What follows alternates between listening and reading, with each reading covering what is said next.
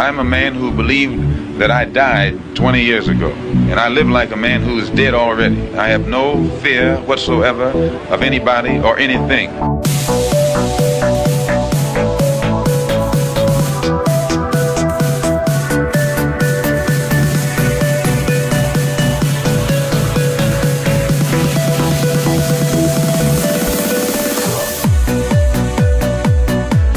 Gary Webb. I am an investigative journalist, and in 1996 I wrote a series of stories entitled Dark Alliance, which was about CIA involvement in drug trafficking.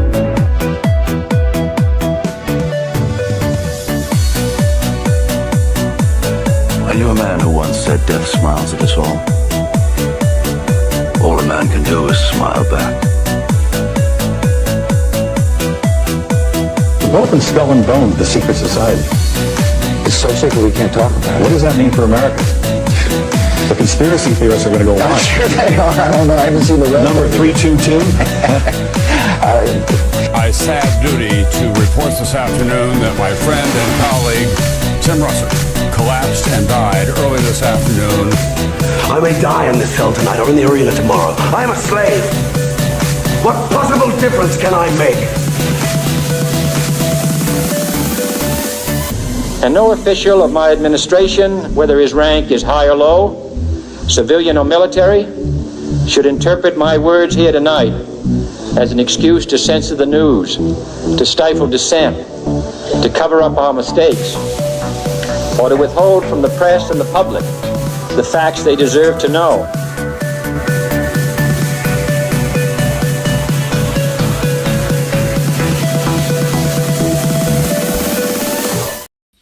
What the fuck is up? Welcome to another Already Dead. You are joined today by Jose Galison and Austin Picard.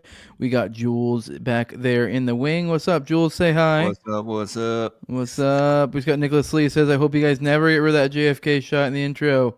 Hey, I think we're in the clear so far. I'm looking at the numbers, and I mean it corresponds with no YouTube fuckery. So I don't think we got dinged today. It does add a little fun component of, are we getting dinged today or not? It looks like so far not, but I don't, knock on wood. What's up, Austin? It's been we were talking about before this. It feels like it's been a while, but we've been doing morning dumps and stuff. But so we really was like yesterday we talked last, wasn't it? I think. Right. So, 100%. but yeah, so it's been like 18 hours since we talked last, I think. Yeah, and it feels like forever. It's Yeah. hilarious. But no, what is also funny is that yesterday I ended up, and this was not at all expected, of course, because we had gone in to do the morning dump, right? And what we ended up doing about an hour 15, and then jumped in with the Nephilim Death Squad boys, and dude, I ended up staying the whole time. That was like 2 hours and 50 something minutes. Dude, I was streaming for like 5 fucking hours yesterday, like straight. But it was fun. I definitely enjoyed it. That was a good time. Definitely go check it out, because we had fun just kind of chopping it up during the inauguration process, right? Well, we thought it was during the inauguration process. Yeah, but like inevitably we were watching. A third of it was already over. You guys were watching a replay of the same fucking scene over and over again in the background, not paying attention to it. Right. So, there was not much of an inauguration coverage so much as just guys shooting the shit. But, I was there for a bit. It was a fun time. I bounced out. I see Meet Cavern was there. So it was hella fun. Yeah. Oh, yeah. But yeah, there was a blasty blast. We had fun there. I bounced out early, like I said. I can't believe we missed the Sieg Heil, man. Like, oh how my did we God. miss that? I don't even have that. I should have saved that as a tab in the background. I don't have that saved to bring up. But that was I got hyped about that. Retards Rise Up. I found an article that I don't know where I nabbed it from. I saw it on Twitter somewhere, and I nabbed it, and then Twitter did that thing where it uploaded, and I lost who I got it from. But it looked like it was like something from an article, like an Air Force AF post or whatever. And it was I guess supposedly from Elon's dad saying that I guess when he was a kid, supposedly he fucking the teacher thought he was retarded. So it was funny. I quote tweeted the Sieg Heil with that, and it's kind of like retards rise up. So it's literally taken over the world. So that's where we are. The downs are rising, as Sam says. So yeah, it looks like it's coming true. That's where we're at. Oh, absolutely. Which, if you've seen, like, if you pay attention to him, there is weird isms. That dude clearly does have a touch of the tism. Like, he's had some weird things where he's done like the like the leap at like he's had multiple events where he did these weird jump things, and then people got these awkward photos of him. So I don't know. He's the gift that doesn't stop giving when it comes to social events. There's also lots of clips I saw. People just saw him in awkward situations, just like what he was doing in the background. Like, right. He is an odd guy. I don't know. With all the things out there, I know for example, for those who recall the Top Lobster Elon Musk reply, which is kind of renowned, where he had made this adrenochrome joke, and Elon completely missed the joke and then just said who's the guy? Who's Mel Gibson really that buff these days? Because there was a picture of Mel Gibson in the joke, but he missed the joke. And then the ADL got all mad at him and stuff for commenting on this fucking racist, anti-Semitic fucking joke or whatever. And it was just, no, he legit was just that autistic that was just was he, holy shit, Mel Gibson's really that fucking buff. That is this guy. It is wild that this dude really is that guy. Although I have seen people who are really freaking out that thinking the Sieg Heil is a genuine thing. I mean, I guess maybe there's some deep secret society, Sieg Heil, Roman salute, fucking Illuminati, some shit going on, but I really think he's just autistic as hell. Yeah, it really just felt like a weird autistic moment to me. Oh my god, bro, the black got the black sun and everything, brother. Yeah, that's hilarious, man. It was twice though. That made it weird. He did it twice. It was very pronounced, and it was something about he said something from my heart to yours or something. So it was but still, it was just a very odd. But I don't know. He's just a weird guy. I don't know. Maybe he may have really just had an intrusive thought, be it'd be funny if I Sieg Heiled, and he just went with it. He could have just literally just let the intrusive thought win in that moment, and that's all there is to it. He's you know what? I'm about to Sieg Heil, and I'm gonna see if I can get away with it. And he Sieg Heil, and he goes, "That wasn't Sieg Heil," and now all these fucking conservative influencers are like, "It's not a Sieg Heil." So I don't know. That would be kind of a fun little troll to play if I was him. Absolutely, dude. Here, I'll just share it real quick. First, I want to show this because this kind of leans into that autism factor, right? Look at this.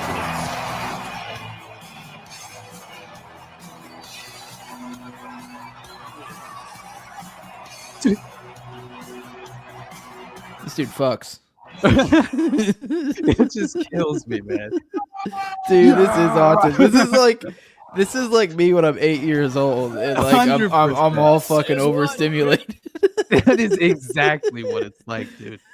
It's the funniest thing I've ever watched, honestly. My mom and dad are just watching TV on the couch. Right. That's me coming down in my whitey tighties. Hold on, I gotta pull up the one that I had with I think Raven posted it. Yeah, here it is. I just want to say thank you for making it happen. Thank you. Dude. And I just want to say thank you for making it happen. Thank you. Yeah, and he did it a second time after that, and he says, "From my heart" or something. Oh, absolutely. But it's still bizarre. It's still bizarre. No matter how you cut it, it is bizarre. It's not normal. I know it is. It does feel like both sides of these are ridiculous, because there's the side of this that people are like, "Oh my god, this is totally a legit Sieg Heil.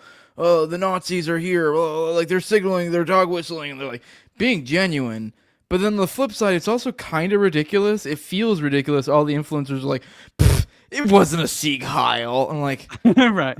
I don't know. It kind of looked a lot like a fucking Sieg Heil, and it absolutely, man. I mean, he may have just been having some fucking fun with Sieg Heiling out there, but and it may not mean anything. I don't think it meant anything, but I don't know. It also just feels weird and knee jerk. Be there's no fucking way it was a Sieg Heil. 100. I mean, you just see the clips of him near Baron Trump and just it's pretty obvious to me, at least.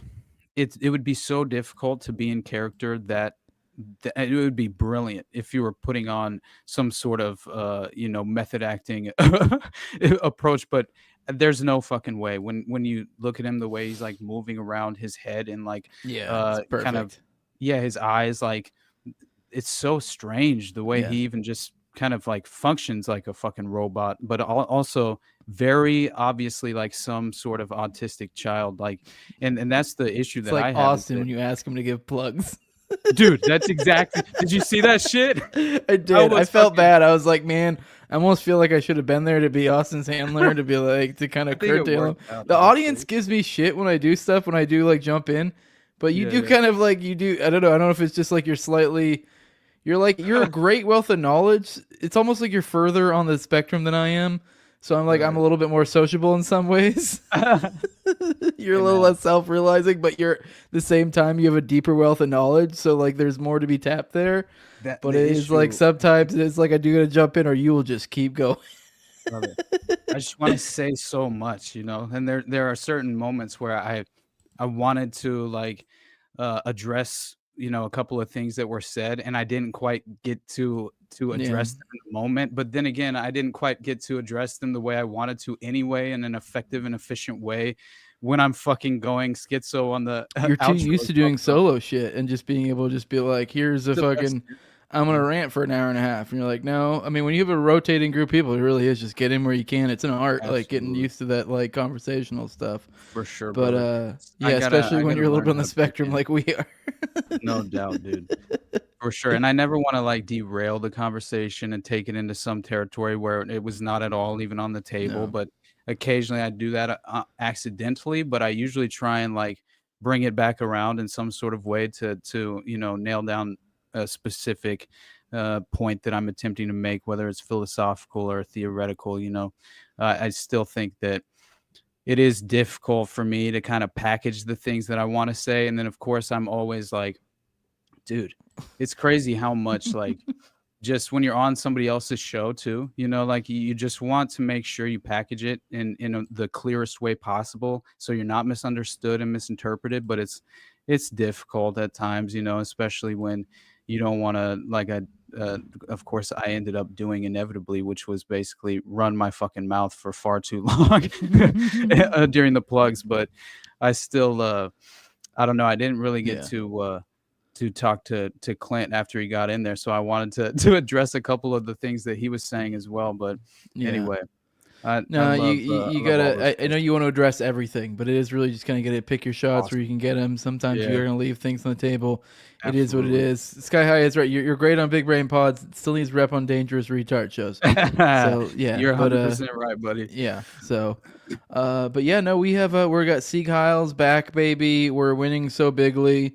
Dude, we're bringing it back. I mean, what could be better than that? I mean, what is I think we're going to be, it's the Gulf of Freedom now too, or something. We're going nuts these America, days, bro. Right. We have here's a good one. Trump, actually no, Austin, or God, Jules, bring up that video I put up there, please. It's back there because we got our patron in the private chat. Clogging it up a little bit. There you go. I just thought this was kind of fun. This is a fun moment. There's nothing meaningful happening here, but let's play it just because it's fun. Because what could be more endearing than this? This is pure Pepe energy. Oh my God. That's what this is. That's hilarious. Yeah. This is what we were talking about earlier. I almost, or the other day on the morning dump, there was a moment where we almost got a little bit philosophical about Pepe's because we were talking about our thumbnail choices. And I almost went with it, but I was like, I could go on that for a while. But there really is like a philosophical, like, that this is it. Like, this is that je ne sais quoi of what Pepe is. This is it right here. Like, what is Pepe? This is Pepe. No doubt, man. Oh my God. Like this unadulterated joy and goofiness and fun, but while with some weird, serious sort of backing to it. That's Pepe. That's what this is. But that's it. That's it. I just want to show you guys Trump dancing with a sword. That's so funny. Yeah. Do you know where that was? Huh? Do you know where that was? I think it was inauguration, wasn't it? Yeah. I mean, I wouldn't be surprised. I know that it was just so hard to like figure out which room they were in during the inauguration. Gotcha. You know. Yeah. But I guess it was at the Capitol, right? Where the rotunda or whatever I heard rotunda. I don't know. To be frank, I don't. The buildings stuff not something I usually tend to put a bunch of stock in or think about too much. I don't know. Yeah. I do find it strange and interesting, especially considering like the Freemasonry architecture involved with the occult nature of DC. You know, like I just find it very compelling the statues they choose to have their ritualistic ceremonies in front of. It always strikes me as something worthwhile understanding or attempting to understand at the very least, because I don't believe a lot of this is by accident, especially always considering the political theater involved at every level. There's so many layers to it. You know, I don't think anything we can accept as a some kind of coincidence at this point. I mean, we talked about psyop season, right? And how clearly, you know, it's been staged as far as just within the subconscious mind of the average individual domestic citizen in the United States. You know, that we have this upcoming year of domestic Islamic terrorism, or just domestic terrorism, considering on where, let's say, wherever you may fall on the political spectrum, you might consider it to be white supremacist terrorism domestically, or something of that nature, or some sort of, you know, framework involving, you know, because I'm just seeing how so many of these misconceptions are playing out within, of course, the ideological framework of everything, which we discuss often. And it just kind of, that's the only issue that I have, is that at least like we see the owl pattern in the street around the Capitol building. Right. Absolutely, brother. There's far more than that. You can look up, God, when I did the Committee of 300, I forgot the name of the mural that's, you know, in the on the ceiling. Do that again. What was that again? You did spirit fingers on the ceiling. On the ceiling, but this is how you direct people to your ceiling. Apparently, man. I just wanted to focus on the spirit fingers. That's it. Go ahead, you, sir. But yeah, we should mention the fact that Ross Ulbricht, right? Mm-hmm. Ross Ulbricht. We'll get to it, guys. There's a lot of stuff going on in the world. Lots of things. Yeah, dude, it's hard enough for me to keep my fucking thoughts clear. Yeah. You guys are making me scatterbrained over here. We're only 15 minutes in. We don't have to go. Yes, Ross. Yes, fucking Mexicans are terrorists now. We got fucking. We cut off foreign aid. We're out of the WHO. We'll get to it. There's lots of stuff going on. We'll get to it. Though. Right. Go ahead, Austin. Or we don't. Who fucking cares? Right. Yeah, who cares, man? And go check out the OKC series. So. Yeah, you should, honestly. I will be on Jeremy Ryan Slate's show on Friday, I believe. I don't know when it'll come out, but I'll be covering that stuff again. So just hell yeah. I think I'll probably cover. I'm gonna be Austin, just for those, just a little housekeeping real quick. Yeah. Austin, I do not think we'll be doing a morning dump tomorrow. We're slacking. Austin's getting fired. He didn't do it today or tomorrow. I'm just kidding. It's okay. It was just kind of pick up where you can type thing. When both of us don't have things going on, it really will probably be like basically most of the time. It seems like a 7-day almost operation, but usually 5 to 7. But I'll be back on, what is today? Today's Wednesday, so I work, or no, today's Tuesday. So I work tomorrow, and I'll be back Thursday. I think I should be good Thursday through Monday, or at least. So we'll see. I don't fucking know. We'll figure it out. Cool. There'll be a long stretch. I think I might go over some OKC stuff, some articles, just to prep myself for going on another show. With that, you guys can kind of, with me, we'll kind of retread over some stuff. I think it'd be good, too, to maybe do like a Kenneth Trindade article, because they actually recently, I forgot, I just never tweeted anything about it, but they removed one of my Kenneth Trindade episodes. The reason being is another one for self-harm. I've gotten one of these episodes removed for self-harm before, and the Kenneth Trindade one did because of the title of the episode and because of the intro, because there were visuals of self-harm. So the irony of it, I keep meaning to make like a tweet of it, because then like screenshot, because it's kind of like obviously a good tweet or something to kind of like leverage, because it's like, look, ha, YouTube saying for self-harm, but this guy didn't kill himself. He was murdered, right? Exactly, yeah. Kenneth Trindade didn't kill himself. Like, he clearly didn't. So, but we'll probably cover that. I think it'll probably Kenneth Trindade, because that's what got taken down anyways. So fucking... That'd be because awesome. of them, it'll just bring more attention to it. So fuck them. So, yeah, not that I don't know, it probably wasn't organized. It probably wasn't probably legit is just fucking algo bullshit picking up that stuff. I don't think there's any sort of concerted effort to take down my OKC content yet. Yet. Dude, I don't know. I definitely is algorithmic, but it's still like, what is the algorithmic code? I mean, it's obviously embedded with this sort of dystopian, anti-First Amendment in nature inherently. So it's just like, again, a perfect example of overt censorship and no real freedom of speech on any of these social media platforms or content creation platforms. So yeah, I'm very concerned only because, like, obviously I get red flagged constantly just for certain, aside statements that aren't even like any of the real content that we're covering, which is just absolutely ridiculous. But it doesn't surprise me that, of course, like, it was the Pizzagate episode, and then I think the JFK episode, which was like banned in certain countries, which I found interesting. But it's wild that the dome shot. I've had a lot of videos because I've had a lot of these parapolitics edits that I use frequently for intros.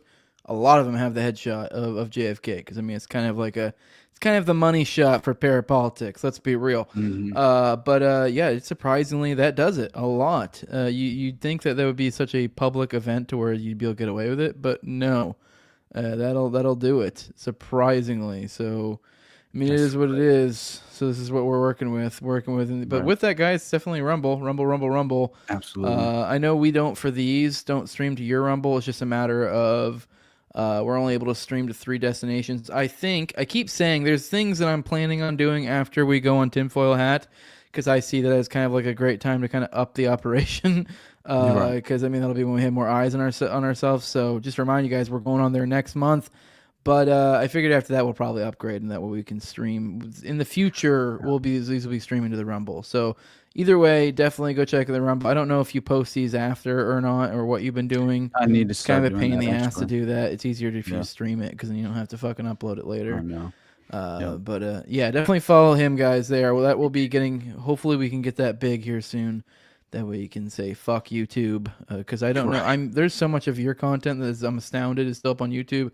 We're really in this like golden age of YouTube, Man, I'm hoping or censorship. So yeah, I'm hoping it stays that way. I think we might be looking at, honestly, I wouldn't be surprised if we have a good like 6 months to a year where things are like golden, like looking dope. And maybe even start looking like, was Q a fucking prophet? Like I'm a little interested to see if maybe some of that shit maybe not all of it, but we still have the Diddy stuff waiting. Right. So, and I think Hollywood's primed to fall apart. So it wouldn't be that crazy if we get to see Trump be, the head of the administration that kind of presides over some sort of great revelation. I mean, Jeffrey Epstein kind of like poked the hole, but this could break the dam type deal. So yeah. I mean, not saying that it would be any virtue of his. Melania Trump is cute, dude. Did you not know that? Yeah, right. He gets to be the one who rides that fucking wave. You know what I mean? Right. So I don't know. I think that might be interesting. I think Q, obviously, because obviously everyone's immediately like, "Holy fucking A, Q was right," Right. No, I always from day one have felt Q was a psyop limited hangout, right? Which it's of course very much helped stage and pave the way for like kind of bringing into the fold certain anons that were very disillusioned and unplugged from the political establishment. And I felt like if you're going to have a brilliant campaign strategy to try and, ratchet up support in areas where they are very unrepresented in most ways, especially in the current political environment, right? And it's like, I felt like Q brought those individuals back into the establishment fold to hopefully embrace that narrative and embrace what I believe to be a sort of false hope, not in a black pill, which of course, like everyone kind of, I feel like misinterprets anytime I take it into these territorial waters. Like, I swear it's misinterpreted because it's unfortunately I'm operating from the point of view of Sun Tzu, know your enemy. That's always my goal. We share a common enemy, all of us on this political spectrum, whether we like it or not. It's something I feel like we must get to the bottom of once and for all. And that is why I'm obsessed with understanding the comprehensive nature of the true power structure and how it operates and how these power brokers, pull the strings with their, as puppeteers and puppet masters, and really, engage in this political theater, which many of us, of course, like what are we talking about? We're sitting here just, in awe of the inauguration that really provided nothing other than, much window dressing. I understand that things were done, pardons were and executive orders. It's like clearly that we are moving in a better direction from the prior administration in many ways, but I still can't come to what my conceptual interpretation of it all is that this is the way to, again, erode any sort of revolutionary class and keep them pacified, right? This is the pacification process. You extend the pacifier, to your most threatening domestic, populace, right? And as far as the whichever specific group represents that, more dissident, so truly, the main point being is that unfortunately, I think that if you give political victories to the public, all right, what is truly, in my mind, what is the conclusive nature of the litigation or the legislation that's being enacted? Will it have a long-term consequential effect on the current system as it's structured now, which I believe to be inherently corrupt and compromised and flawed in more ways than one, and in almost every way tends to kind of consolidate more and more power, right? And so this is why we get these political victories where it's like, I am more than grateful that, as far as seeing things like Ross Ulbricht being pardoned, that is, and seeing thousands of J6ers being pardoned, as well as some feds, though, of course, but, that tends to happen. But still, I think it's really important to at least take the political victories when we can, right? But still, we cannot fall victimized to the misconception, to the false framework, which is my ultimate concern, is that when you have the very same day that Ross Ulbricht, and this is kind of how it was sent to me in this way by Schizofrendo, my homie on Twitter. I don't know who you are, buddy, but, you're my homie. So all I'm saying, though, is that he sent me this, and I felt it's perfect because essentially, yeah, lock up Ray Epps for sure. And what happened to lock her up? I can show you that video again of right after he was sworn in and elected in 2016. And he's at this event with all the lizard people, on both sides of the political spectrum. And Bill Clinton and Hillary Clinton are in the audience, and he tells them to stand up and says, I couldn't have done this without you. You guys are the reason that I'm here. Like, and everyone's giving them a standing ovation. It's fascinating, but it kind of is another window into the Lindsey Graham giving a fist bump to Kamala Harris after the political theater and their performance is done. They pull their masks down after the COVID, during the COVID regime. And so you see Ross Ulbricht being pardoned, but then you see Trump announcing a $500 billion AI infrastructure network across America with Larry Ellison and Sam Altman, right? And so anyway, I just think that this is the dystopian reality we're facing, that we're going to get these, very surface level political victories that truly don't have a long-term consequence to the true structure and power brokers. On this dystopian reality and surface level victories, breaking, sorry, Trump orders halt on foreign aid for 90 days. Fuck up, Jules. No, but hey, whatever. Trump orders halt on foreign aid for 90 days. But I've seen this elsewhere. I'm just gonna go ahead and let you guys know. We can go and throw a little asterisk in there, and that's except for Ukraine and Israel. So those are gonna keep on coming. But I mean, hey, I guess that's cool. The rest stops. But so that's where we're at with that. Neat, I guess. But it'd be cool if we didn't do Israel and Ukraine as well. So cool. Absolutely, man. Yeah, I mean that's all. So there's that one. I figured we'd go through some of the things that happened. Everyone but Israel, Egypt, and Jordan. I guess Dr. Roy is saying. Yeah. I mean, You saw the new military base for Israel, right? That's currently being constructed in Syria, South Syria. Dude, this is the Greater Israel Project, my brother. Go through this thread though. Do your thing because I have pictures of that we can show. Oh, too, there's and no if thread here. you want. There's no thread. I do. All right, we do have a thread. Actually, here's one video I want to play. Let me send this over to you real quick. Here is one. I wanted to kind of. I know me and you are usually pretty much a little bit downers and stuff. I do think there is optimism to be had, and I want to play this. I mean, don't get me wrong. I do think part of this is probably some like lulling you into some bullshit later. But hey, I think we also deserve a win.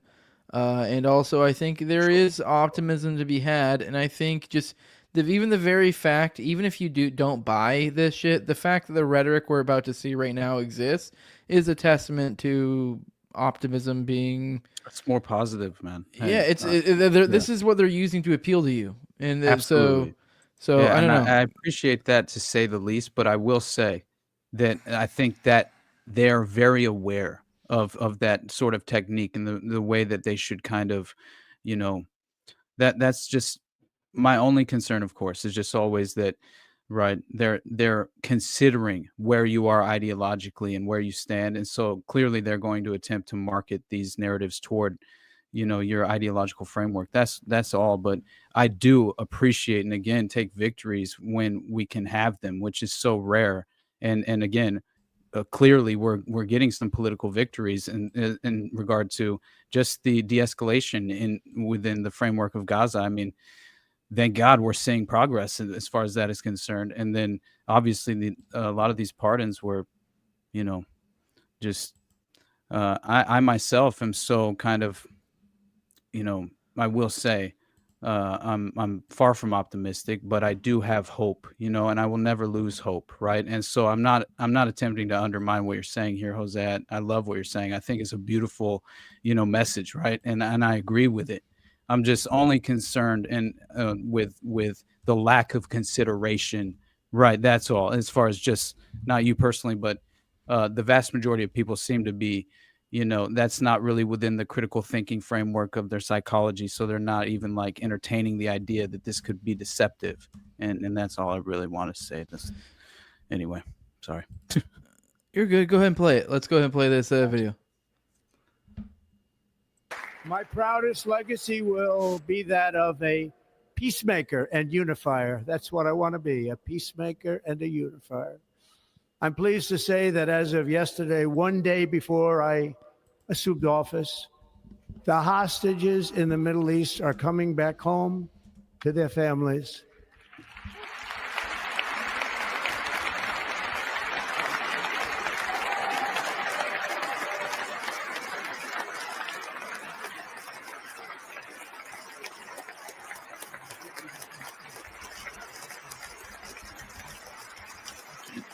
Thank you. My proudest legacy will be that of a peacemaker and unifier. That's what I want to be, a peacemaker and a unifier. I'm pleased to say that as of yesterday, one day before I assumed office, the hostages in the Middle East are coming back home to their families. I think it's hilarious, though, that that's like a straight recycled propagandistic tactic from the Reagan administration, right? Remember? Oh yeah, the Iran deal. Yeah, absolutely. You know what? I don't even know how I never put that two and two together there. Exactly. This is a lot. But like, hey, if they have to do a fucking Gaza deal, hey, that's a good sign. Yeah, it's fine. And I did want to comment, because one thing, I don't remember where I heard this on, and maybe it was Dave DeCamp, or maybe it was Clint. I don't know where I heard this at, but I was heartened by the peace deal pushed through by the Trump administration coming in, but I didn't think about the TikTok thing. I don't know why. Once again, another dot that I didn't connect for some reason. I completely forgot that TikTok was like basically the reason why it got banned, like because they've tried to push it through during the Trump administration. It didn't really go. It was like they're kind of like a just because we don't like China kind of vibe. And then once the Israel stuff popped off, that's when it actually became serious. That like, oh, maybe we can actually push this out. So it was kind of really the Israel thing that was like the final domino there, or the straw that broke the camel's back. So Trump came in, and both of these, okay, obviously I know both of these two things have like kind of a big asterisk attached to both of them. There's a big like with the Gaza deal, it's like, okay, yeah, phase one. Supposedly there's rumors that Trump gave, a full-throated endorsement of whatever he decides to do after the fact. We'll support them, whatever. But it's like, even all that stuff aside, it's like, hey, just this happening at all is huge. So that's something. And then on the and I think it'll be a lot harder for Israel to start back up, and it's going to do a lot. And if they do start back up, it's going to do a lot more lot more harm to their public image than if they had just never stopped in the first place, if that makes sense. So I do think this is a concession from Israel. I just think it is. Like, I don't think there's any way to go around that there's a concession. I know we're going to get into a second. I have a tab about like them upping things in the West Bank. So there is asterisks attached here, obviously. And then with the TikTok thing, there's all it did was push it back. It delayed it. It made it so it still didn't, Trump he delayed it. He made it so it still has to fucking go, now be bought out by American company. It just delayed the thing happening. But either way, both of these are big things. This still leaves the propaganda lines of TikTok open that are fighting this propaganda war. So both of these are concessions essentially from Israel. And apparently there have been a lot of people from in that contingency very, very upset. So, and there's, I think Trump and Netanyahu might have and do seem to have a little bit of a complicated relationship. So I don't know. I think there might be something to that here. Now, could be completely wrong. Could be, all our worst suspicions. But either way, just the fact that this is something we're being served, I don't know. I find it heartening. I think the two of those things together, it's a little bit of a signal of like that contingency being so upset. I don't know. I have reason for optimism, but also reason for caution, I think. Right.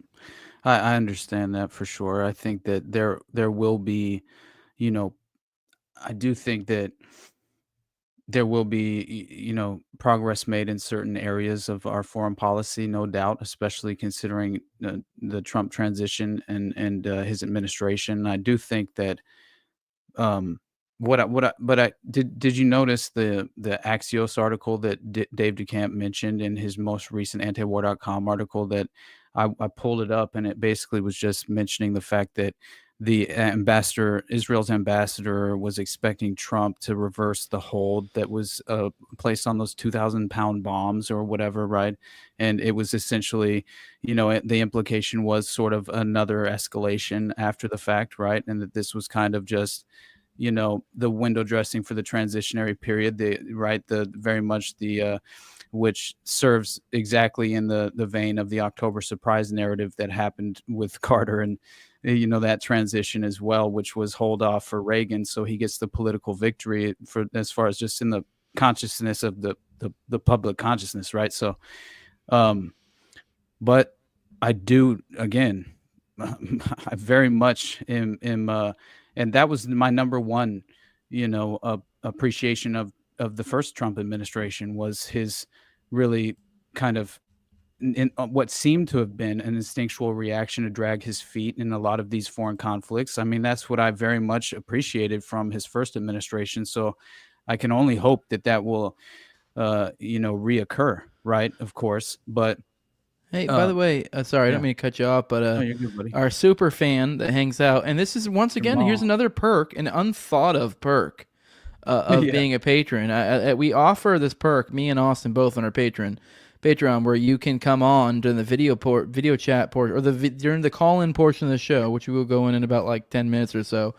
You can call in and you can be a talking head like me and Austin are right now. for the low level of $2. If you give us $2 and you get that link. But now we have a certain fan who shows up frequently to these and just hangs out and watches from the back. Kind of like some sort of weird cuck thing. I don't know. But then he hangs out, then he leaves. But the cool thing is he leaves. He kind of gets a private chat with us. He gets to be part of the private chat.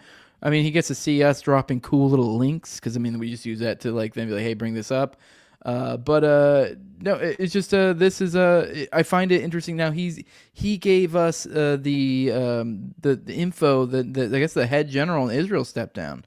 So also just letting you guys know, this kind of gives you the inside line to dropping us info. It's kind of like a super duper chat if you think about it. So just saying, you should fucking do it. Even if it's just to hang out in the back like a weirdo, you can do that. You know, there's some perks to it, obviously. But yeah, I guess the head general stepped down. I don't remember if me and you talked about it, but the one of the, I forget, was it Ben Gavir? I think maybe. Yeah, Israeli finance he minister stepped down too. Stepped down, so yeah. Yeah, no, which you're 100% was to be expected. Right. Yeah, there's definitely some, I would say, just very upset individuals within the framework of the Israeli government and foreign policy wise, as far as like, especially considering the, a lot of the key prominent, facilitators of the settlement process, right? So it's just like they're extremely upset and extraordinarily upset with any sort of measures being taken, as far as just as you said, right? If you're, I want to kill. Exactly. Yeah. And if you don't have just a blank check, right, then from the West, then they're going to have issues. But I do think that it makes much more sense to me that there would be a falling out and a replacement of Netanyahu for some sort of I don't know, a more manageable alternative, because I kind of think that Netanyahu was just really put back in place after being clearly having no real prominent majority as far as the support is concerned within the state of Israel. So he doesn't even have the support of the domestic citizenry there, and it makes all the sense in the world that they would kind of hang all of these war crimes around his neck and then sacrifice the lamb, right? Because now I'm not saying that is going to happen, but it does seem like Netanyahu's time in power is sort of temporary at this moment, right? Because I think, again, not having the backing of the public itself and the electorate is obviously going to be very difficult for him to maintain his foothold. But yeah, that's what I was saying. Like, this is part of like also kind of starting to understand a little bit more. Obviously, I'm like far from having a deep grip of Israeli politics, but getting a little bit of more of an understanding of what is at stake for Netanyahu and his Likud party here. I'm kind of getting the idea, as Dr. Tori says here, he says, I get the feeling Trump actually does hate war, just a gut reaction. I think there might be something to this. I really feel like there is a concession being made. I know a lot of people are saying, oh, now they're going to get Iran. I don't doubt that there wasn't like, oh, they're going to get this, they're going to get that. But I do think this was a concession. I don't think they wanted to do this. I don't think this was ideal. I really think this was getting, pushed into this. And so, like, yes, there was like carrots, but I think the stick exceeded the carrot here for them. I think they are kind of taking an L. I don't know who or how, or if they're just really just kind of put in check, like, listen here, bitch, like, you take our money. Like, I don't know what happened, but it really feels like there was some sort of serious talking or something, because it really feels like they're taking a little bit of an L here, and it's uncharacteristic of dealing with Israel. That's just my impression. And as I said with Ben Gavir, like, they lost votes in the Knesset. So like now they're down to like a 60, a slight advantage. So they're down like a couple.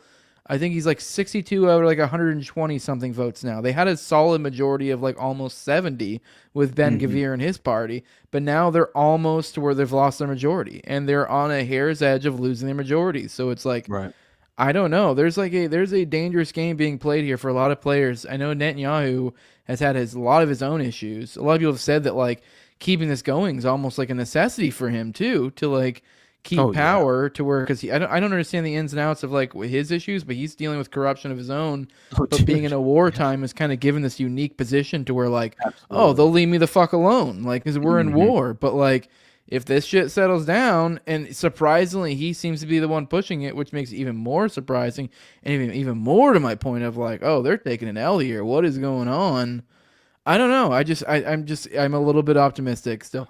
I'm not like saying 100%. Like, I'm not. I mean, still wouldn't vote for the guy.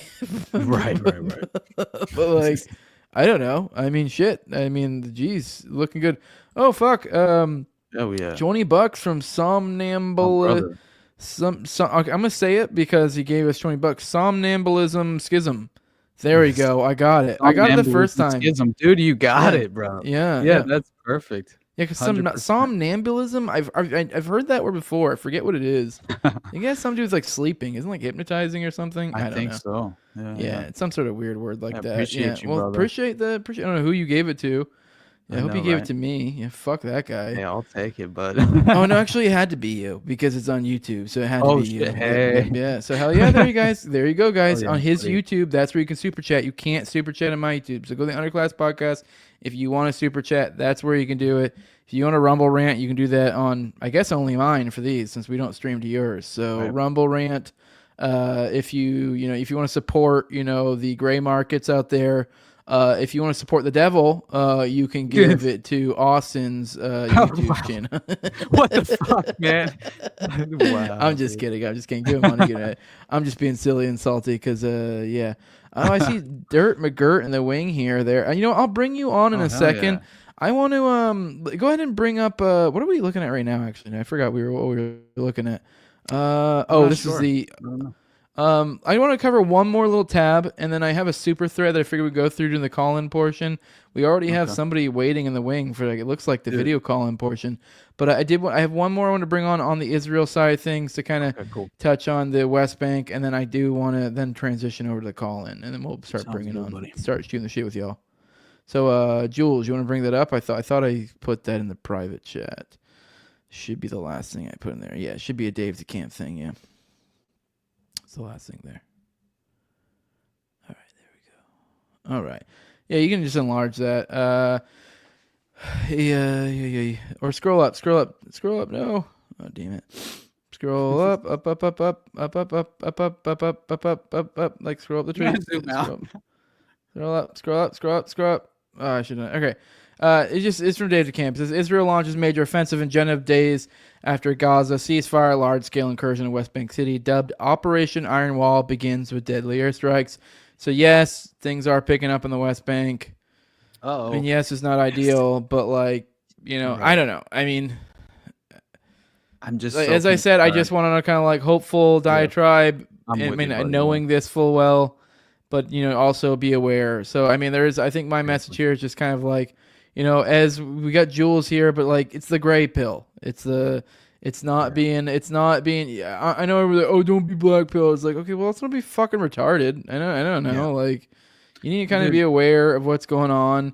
I think hopeful is useful. Having hope is good, but I also think like you need to be aware of the possibilities things could go wrong and not allow your hope to lead you astray. It's like. It's the same idea as like a dude trying to get laid and doing dumb shit. It's like, yeah, okay, cool. Hope. You'd hope you're going to get laid. And you know what? You made you do really fucking stupid shit. So like, don't let hope make you do stupid shit. Now, if it allows you to do constructive stuff with your life, great. If it allows you to find a beautiful woman and fucking like, I don't know, whatever. I mean, you get my point. But all right, let's go ahead and transition over. I do want to remind you guys before we get into the next portion of the show. I do remind you guys that today's episode was brought to you by Nadeau Shave Co. If you're tired of that razor burn irritation, those ingrown hairs caused by those deep penetrating multi-blade cartridges, and this is the way to go. You don't need those expensive plastic replacement cartridges. You can shave just like your grandpa used to, whether you're shaving your whole face or edging up your beard. The single blades provide a barber grade shave for a fraction of the price. The standard issue includes one traditional safety razor and a box of 100 stainless steel razor blades. $75 to shave for a whole year. Let's be real, though. It's probably going to last you a lot longer unless you're someone who shaves on the regular. If you're someone shaving every single day, then that might not cut it for you. It might actually, though, depending on how much you squeeze it. But probably won't. You might need to consider the Core Shave Club at that juncture. And that'll put you at about 25 cents per replacement blade. This is a COVID mandate refusing company. This company was born out refusing the COVID mandate. Use Jose for 10% off your entire order. This is a cheaper product than anything you're going to get out there. This is a better product. This single blade leaves you a lot smoother. It's a lot better for your skin. So it's a better product, cheaper product. It's from a company that doesn't fucking hate you, doesn't want you to die. I mean, it's a no-brainer. I don't know what to tell you. Use Jose for 10% off your entire order at Nadeau Shave Co. All right, let's go ahead and get it. We got Dirt. You left. We had someone. Dirt, I don't know why they left. Well, dude. We had someone. I don't know. I don't know if they were just. Maybe he was doing what the other guys doing. Backstage access. Maybe he just wanted backstage access. You just want backstage access. You homo. Oh shit, man. Well, okay. All right. Well, you're welcome back, Dirt. But I do. Okay. Well, we'll open the. I guess I thought we had somebody ready to go, but we have. This 941-281-5857. You can call in there if you want to shoot the shit. But I would recommend just giving me or Austin $2, and then you can come on and you can be just like this right here, just like Jules is right now. Boom. Yeah. Oh shit. We got Adam, Tom, Bobby giving us $2 saying, hey. Says hey. Yeah, it just says hey. Appreciate you, Adam. Yeah. Tom, Bobby. So, yeah. So appreciate you guys giving Austin money. Stop it, Jose. Oh man, dude, did you see that Ken Silva piece that he just dropped? Which one? He dropped so fucking many, it's hard to keep track. I know, dude, he's killing it. But the one that said J6 hostages finally released from DC gulag after nearly 24-hour delay. So basically, they were just being held still after they had even been allegedly released and pardoned, right? So it was just kind of like an additional note, you know, kind of like, once again, that it's sort of like a kick in the ass on the way out sort of thing, right? And it just very much, you know, fits the narrative of how the state operates, right? Where they're never going to just let you out scot-free. You know, they're going to make it a very miserable process for you, whether you like it or not. But anyway, I still thought it was kind of funny and worthwhile just acknowledging. But yeah, you never get out with you know, at least out from under, as far as just being a political prisoner, which is very much what the vast majority of the J6 prisoners were, clearly. Yeah. By the way, Jules, right now I just sent you a master thread of, it's from Libs of TikTok, so it'll probably be a little bit gay. It's obviously gonna be tilted to being kind of like Trump boomer con goy slop, but let's we'll go through that and we'll just kind of like get an idea of the different executive orders. We don't have the pardons. I mean, as we said earlier, Ross got let out, which I don't really know what else there's to say other than like, that's cool. Yeah, I mean, I like Ross being. Also, I do want to say, hit the thumbs up, people. Doctorius 420 is correct. You fuckers, hit the thumbs up. If you're listening to this later on an audio podcatcher, go up there and go do the 5-star review. Leave a 5-star review. It helps us out a lot. Help us out, people. Help us spread this message of whatever the fuck our message is, I guess. Yeah. Oh my god, yeah. Dude. All I want to say about Ulbricht was that it was at the very least it was full and unconditional pardon, and that is amazing. And I hope Lynn Ulbricht gets to see her son and as quickly as possible. And that's just a beautiful story, right? Like it's amazing that this happened, and thank God that Ross Ulbricht is now free. Like, what an amazing sequence of events, right? Like, this means more to me, far more to me. As much as I appreciate Julian Assange and what WikiLeaks stands for, stood for, this means far more to me personally. Just, I think, because of where I sort of land ideologically in certain ways, right? And so, yeah, this Silk Road narrative, man, it always resonated with me as far as the story, the perfect example to use to show what the state's capable of in modern day, right? Mm-hmm. You know, and so anyway, that's a beautiful victory, and thank God for that, man. Mm-hmm. All right, let's go through these executive orders. Here's a list. We already scrolled to the top. Trump signed executive order, withdraw from the Paris Climate Treaty. Good. Filthy it is. Look at Russia Look at India. It's filthy. The air is filthy. The Paris Accord, I took us out because we were going to have to spend trillions of dollars, and we were treated very unfairly. When they put us in there, they did us a great disservice. They were going to take away our businesses.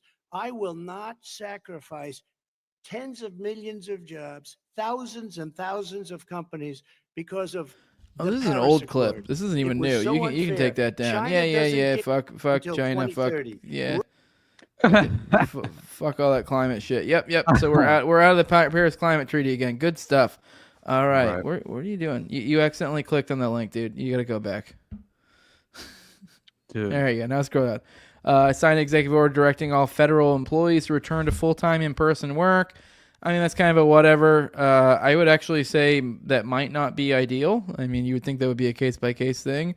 I bet you there's this, if anything, the real idea here would be like, oh, well, we should have like an audit of like what of these jobs are now being done like not in person, to where like obviously this person takes 3 hours of their fucking job. So like, wouldn't it be easier to just like, I don't know, cool, you can have this job, but now you're only getting a few hours. Like, we're changing your hours. We're doing that. You know what I mean? Like, it's kind of like this signals an opportunity for, leaning.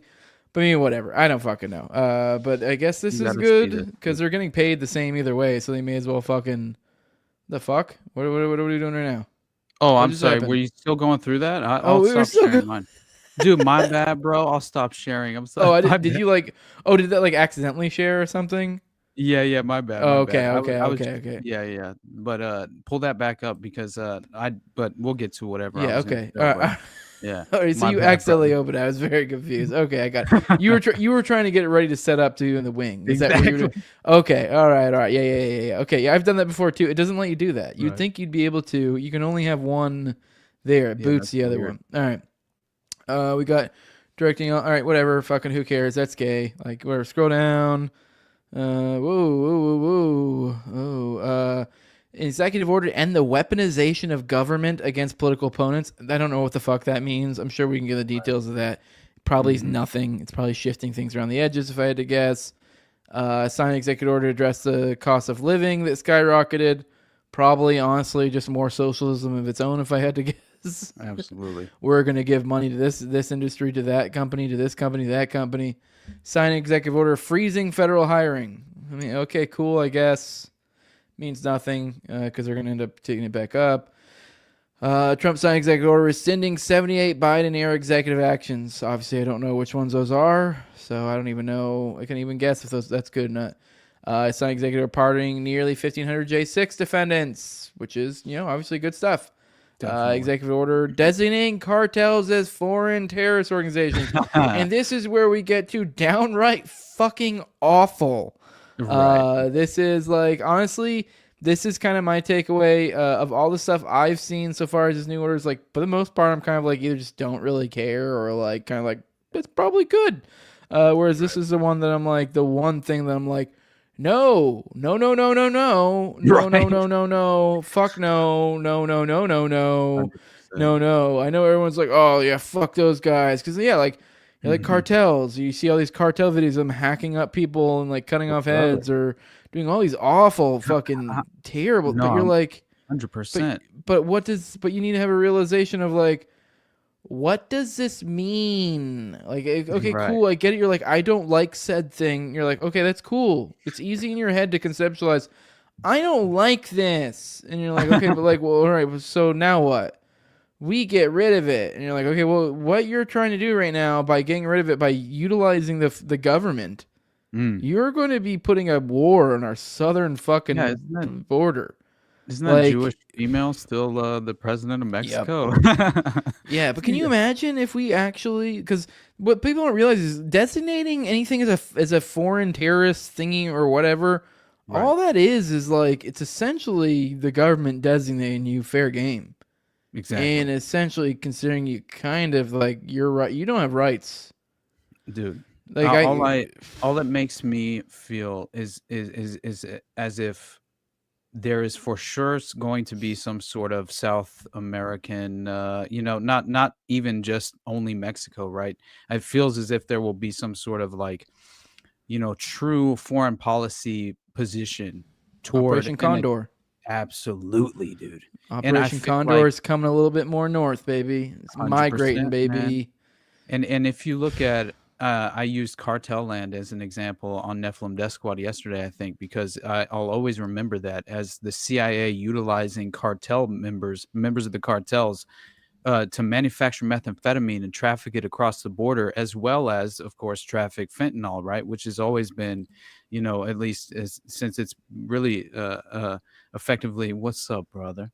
But since it's really effectively become, an epidemic in the U.S., it's all been Chinese fentanyl trafficked through the Mexican border, which, of course, they claim is due to the immigration crisis. But in reality, I feel like that's more of a tool for the intelligence community to kind of exploit, leverage for their own benefit, and is very much what they tend to do very often. And again, you can tie that directly into the Cabazon Indian Reservation and bringing the CIA bringing in Mexican nationals to cook methamphetamine on the Indian Reservation.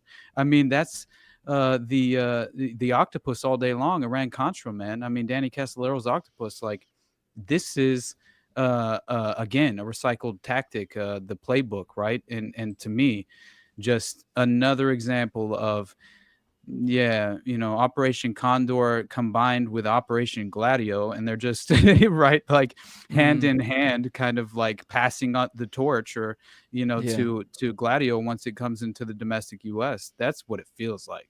And especially considering Operation Fast and Furious, how they utilize the cartels during that to traffic weapons. Get the fuck out of here. Like, there's no way. I trace that to the Vegas shooting, and the terrorist attacks in France. I mean, anyway, honestly, it's fascinating shit, but it really does fit the narrative. I just think people need to have a wake up of like, hey, we've had these cutesy, like, little game war on terror and all this stuff and all these Russia war, Israel war. Then you're like, oh, war. Oh, that's cool.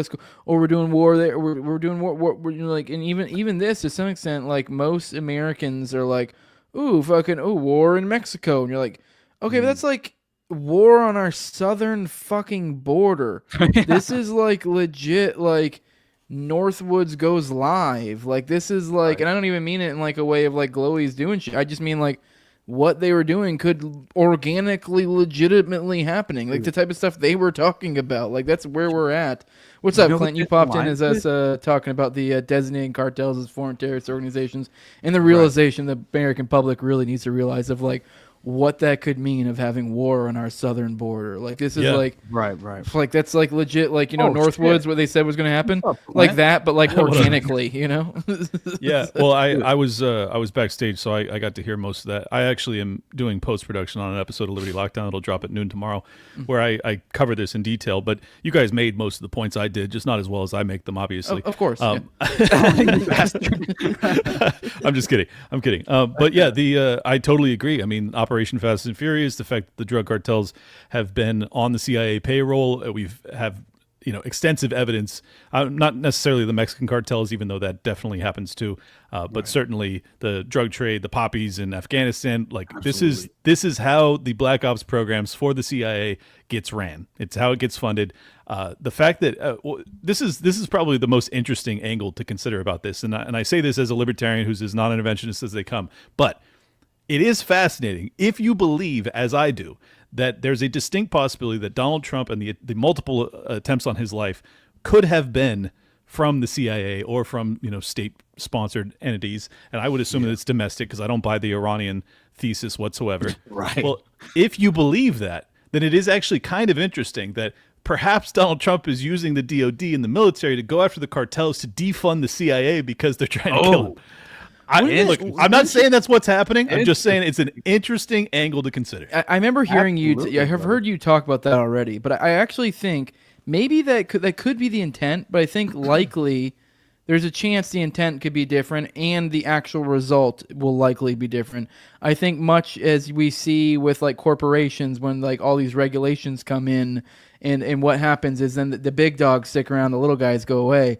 I wouldn't be surprised if we see something, because we say cartel and like I don't even know.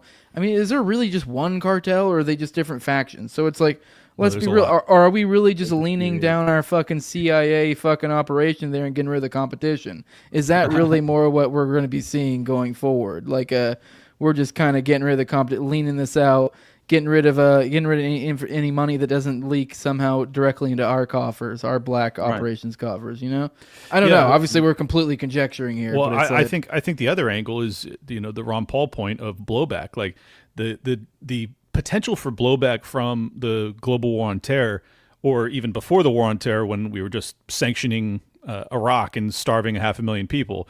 And if you believe that 9/11 was a consequence of that, if you believe Osama bin Laden's letter to America in their declaration of war against us, like, well, the blowback potential from declaring war on your southern border is much more significant than intervention 4,000, 5,000 miles away in Iraq, Afghanistan, Syria, wherever else. So we will have immediate blowback. And I think people are really sleeping on that. Like the cartels, and I go in detail on this, but the cartels do business in every fucking city in America. They do. Right. They already have people here. This is not like, oh, do you think that Al-Qaeda has sleeper cells in El Paso? No, this is like, these fucking dudes are here. Like, I have no doubt in my mind, 100% they're here. So will they decide, will they just take it on the chin? Oh, there's a Predator drone that just took out, El Chapo. Are we going to fucking do nothing about it? Or are we going to actually fight back? I'm concerned that they're going to fight back. And if they do, then, I mean, Patriot Act 2.0 and all this, I mean, then everything goes to hell. So people need to be a little bit less bombastic and a little bit more cautious about proceeding with Trump's plan on this, in my opinion. Yeah, no doubt. Yeah, that's interesting because to me it also fits that sort of narrative that Sarah Adams has been putting forward, which you kind of alluded to, which I do believe that we will have a lot of unfortunate events occur this upcoming year, right? Obviously, due to these sort of like veiled threats that are being presented in this kind of, in my mind, a false framework that seems to be very deceptive. But I think it's mainly due to the fact that I see these false narratives very much being manufactured on each level of the political spectrum. And so I'm only open-minded to the idea that, of course, they're attempting ideological subversion at all times, full spectrum dominance. So of course they want to offer up these misconceptions to each individual wherever they may fall. And so let me get this straight. You don't think Al-Qaeda is causing wildfires in California? Is that what you're saying? No, sir, I don't, man. Dude, wildfire jihad, if you weren't aware, this goes all the way back to an FBI document from 2003. And this is a recycled propaganda, right? Very obviously. And did you hear about that, Clint? Did you hear about I guess hear about that. It was just something that was talked about on some fucking, and it kind of went around, but that was like a narrative that was kind of being pushed, as this idea of that, like, Al-Qaeda, there was an implication that Al-Qaeda could have something to do with the wildfires. So it was kind of through those, like, Sean Ryan, Sarah, whatever the fuck her name is, fucking as both of them being mutuals of mine on X, I'm going to say there's potential validity what they're saying there. No, look, I don't know. I don't know. Clint, come on, brother. You feel that in your heart and soul, right? You look into Sarah Adams' eyes and you see someone. You see like Xanax, a couple wine feet. So like Al-Qaeda, they're here. They're here. It kills you inside. It's soul crushing to witness. Let me just say this. The one thing I like about Sarah Adams is that her predictions have urgency to them, and they are imminent timelines. She is claiming that there is going to be 12 attacks in America over the next 12 months. So if there are not any, well, then she is forever not to be listened to. If there are a lot, well, then this lady is not some over-the-top, just Alex Jones type of figure, and she's maybe not a deep. Well, she could still be a deep state operative because then she could be just warning what she knows is going to happen. Yeah, but anyways, you know what I'm saying. Asset. That's my ultimate concern. A modern Mockingbird asset, because I know for a fact that Mockingbird never ended. I know that the CIA set up a liaison office between Hollywood and the agency. I know that that's of course how you can point to Homeland and these ridiculous TV series and television shows that have been created. Zero Dark 30. All these just, they're limited hangouts Dude, they thank the CIA in the credits for many of these shows. So it's ridiculous. So you're absolutely right, and you'd be naive to think that they're not also going to try, and I'm sure they already have, infiltrate the alternative media space. Exactly. I'm just not convinced at this point that Sarah Adams and Sean Ryan are not trying to do the right thing. They could be being used, or they could be right, or they could be feds. I'm gonna be very clear. I am not asserting they are currently feds. I'm just also want to let you guys know that I'm not retarded, and I have this thing called pattern recognition, and and I don't know, I can run the odds, and I don't know, if I got to give you a guess, I'm gonna say shit glows. That's just what I'm saying. I don't know. I could be entirely wrong. No, I completely agree that you should lean towards the side of them being feds, because they are feds, and and are they actually now doing the right thing for the American people and trying to warn us? I don't know, but what frustrates me is there's this tendency, especially in our community. Definitely listen. That's for sure. Yeah, exactly. Like I'm not saying take everything they say at face value and be like, oh fuck, Al Qaeda's gonna kill us all. I'm just saying we're gonna find out in the next year if these people are legit or not. So I'm willing to reserve judgment for 12 months. And just because I say that, a lot of people are like, you're fed too. I'm like, all right, whatever, man. I just think that there's the timeline that she gave is so imminent.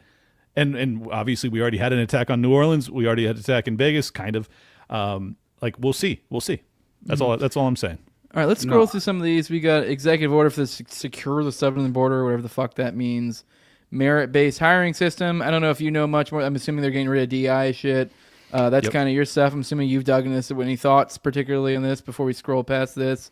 Well, Trump already did this. He did this in his first presidential term. He abolished the executive order from Barack Obama in August of 2014, I believe, that mandated the DI departments be in every federal department across the entire federal government. And then on day one, Joe Biden put it back into place. And now on day one, Donald Trump took it away. So it's the fucking ping pong of wokeness, right? Pendulum. Yeah. We also got a granted TikTok extension to sell to an American buyer, which, as we said earlier, is kind of cool. I mean, you get more time, but it's still the same deal. So nothing changed. Just now he gets to look cool. He's basically trying to nationalize it. From what I'm reading, he's trying to get the federal government to own at least half of TikTok, in which case then they'll be in compliance. And I'm like, oh, fucking cool. Now we went from the CCP to the CIA. Right, exactly. So now it's the same deal as every other social media platform, aside from maybe X, maybe. Right. Man, I feel like it would nosedive quality real quick if it got very 50% owned by the government. Yeah, 100%. I mean, whatever. I kind of hope they do. That'd be great, because then it's now you have Red Note being the biggest thing, and then TikTok's a nothing. Fucking, it's the equivalent of Daily Wire swapping out a hosting is going to work, and now it does shit for views. You see the whole Brett Cooper thing? They're going to ban Red Note. They're going to ban Red Note within months too. If this actually were to happen and everybody transfers over to Red Note, that's I don't even believe that TikTok, the U.S. subsidiary, is genuinely being ran by the CCP. I know it's very popular amongst the conservative pundits to say it obviously is Clint. It's there's nothing. There's nothing obvious about that at all. But guess what? Red Note probably fucking is. Okay, so they're going to ban that too. But what I think is important to understand is that what I just realized, and this was just within the context of investigating this recent temporary TikTok, ruling, and then of course, clearly it was, instantly brought back online. But still, the whole context of it was the fact that Oracle was providing the prioritized servers for the domestic U.S. for all this time, and I was very unaware of this.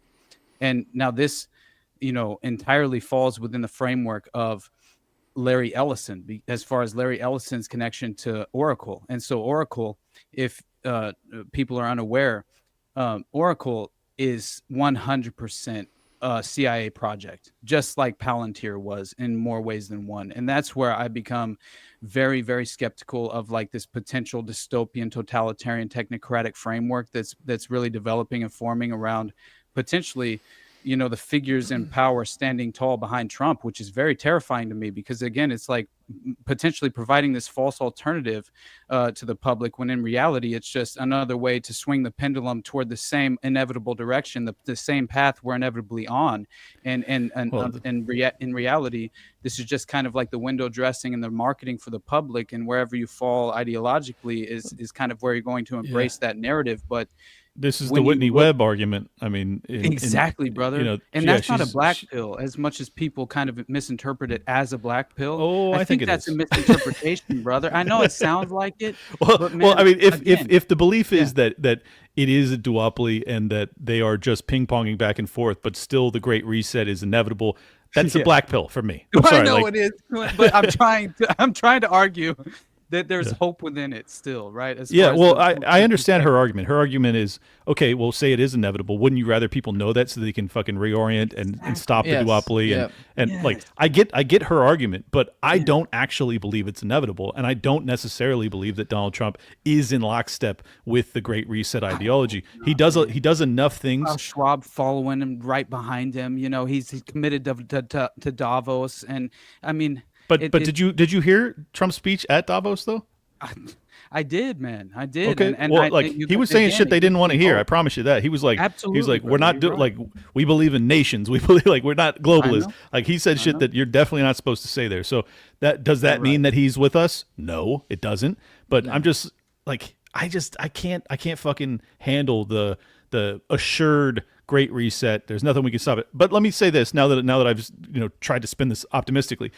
Just a few hours ago, Donald Trump announces with Larry Ellison motherfucking standing right by his side. Yeah, he was telling that, this Space Force, or what they call it? Dude, it is worse than that. It seems as if they have announced $500 billion half a trillion, ladies and gentlemen, intelligence infrastructure that they are trotting out, which is, again, it wasn't only Larry Ellison, right, which was it was OpenAI, and it's fucking scary. AI, exactly. And that's where I think it's very important to at least acknowledge that fact that clearly you have Sam Altman, OpenAI, Masayoshi Son, and they're clearly joining Trump for this massive $500 billion Stargate project with the SoftBank CEO. Yeah, that doesn't sound fucking like dystopic hell. Said, exactly, and this was a quote, which is terrifying to me. And this is from Masayoshi-san, and essentially he says, which he's obviously the SoftBank CEO, right? And said the investment would start with $100 billion plus a goal of $500 billion over the course of 4 years. Sun said Abu Dhabi-based investment partner MGX would be involved, along with tech juggernauts NVIDIA and Microsoft. Sun noted that the latter had been very supportive of Altman and OpenAI and would continue to be. And then he says, I think AGI is coming very, very soon. And that's not the goal, said Sun at a White House briefing. After that, artificial superintelligence will come to solve the issues that mankind never ever thought that we could solve. And then he said he declared the dawn of a new golden age within the Aleister Crowley framework, right? Which is, of course, occult in nature inherently. And that, again, is almost like a wink and a nod, which is undeniably unfortunate, and something that you can choose to believe is